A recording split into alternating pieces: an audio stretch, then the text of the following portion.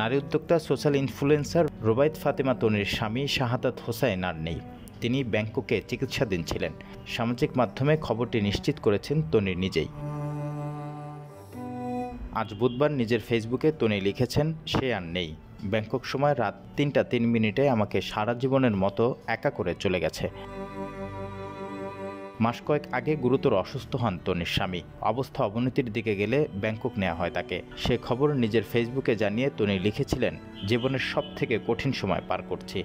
আমি কোনোভাবেই তাকে হারাতে চাই না। সবকিছু অনিশ্চিত জেনেও আল্লাহর বিশেষ কোনো রহমতের আশায় অনেক কষ্ট করে আজ সিঙ্গাপুর থেকে এয়ার অ্যাম্বুলেন্স বাংলাদেশে আনিয়ে তারপর ব্যাংকক নিয়ে আসছি। আমার জীবনের সবটুকু দিয়ে চেষ্টা করছি, বাকি আল্লাহর ইচ্ছা।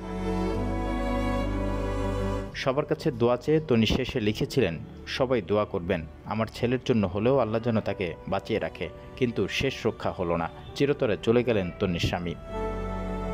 বলে রাখা ভালো, শাহাদাত হোসাইন একজন সফল ব্যবসায়ী ছিলেন। যদিও দুজনের বয়সের ব্যবধান নিয়ে সামাজিক যোগাযোগ মাধ্যমে কটাক্ষের মুখে পড়েছিলেন এই নারী উদ্যোক্তা। এসবের জবাবও দিয়েছিলেন তখন। তবে শাহাদাত হোসাইন তনির দ্বিতীয় স্বামী। প্রথম স্বামীর সঙ্গে বনিবনা না হওয়ায় বিচ্ছেদের পথে হাঁটেন তনি। এরপর ভালোবেসে বিয়ে করেন শাহাদাতকে। প্রথমে পরিবার মেনে না নিলেও পরবর্তীতে সব ঠিক করে নিয়েছিলেন তনি।